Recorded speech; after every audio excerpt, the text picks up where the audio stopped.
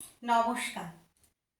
নিজের সবটুকু যার জন্য ত্যাগ করেছেন, সেও কিন্তু একদিন বলবে, কেন করেছিলে? আমি কি করতে বলেছিলাম?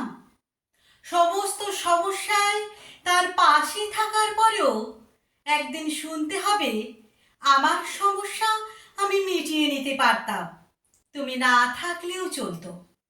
তার সমস্ত হারিয়ে যাওয়া সম্পর্ককে হাজার চেষ্টা করে তার কাছে ফিরিয়ে দেওয়ার পরেও আচমকা সে বলবে, আপনিই নাকি তাকে একা করে দিতে চান। একটা দিন নিজের মতো চাইলেও ব্যস্ততার অজুহাত এসে দাঁড়াবে প্রাচীরের মতো। আসলে অনুভূতিগুলো যখন মরে যায়, রয়ে যায় শুধু যুক্তি আর তর্কের পাহাড়। তখন কথার পিঠে কথা বসে, কে ভুল কে ঠিক তার লড়াই চলে। কারণ সেই বিশেষ অনুভূতিগুলো তখন মৃত।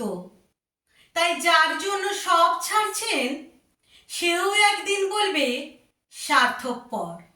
সেটা বুঝে নিয়েই ত্যাগ করুন, কষ্ট কম পাবেন।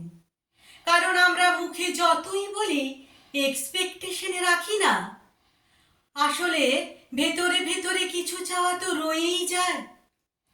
একটা একলা সন্ধে, একটা নিশ্চিন্ত বিকেল হয়তো তখনও চেয়ে যায় মনে মনে। তাই তো আঘাতগুলো আঘাত হয়েই আসে, আর আমরা আবার নতুন করে ভেঙে পড়ি। তাই তো মনকে বারংবার বলি, চল জটিল হয়ে যায়। কিন্তু অবাধ্য মন তবু আশা করতে ছাড়ে না।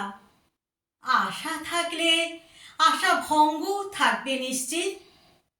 জীবনটা ঠিক পাহাড়ের বাঁকের মতো, অসম্ভব রহস্যময়। আজ যেটাকে নির্ভেজাল ভালোবাসা বলে মনে হচ্ছে, কাল সেটাকে মনে হয় শুধুই বোঝাপড়া।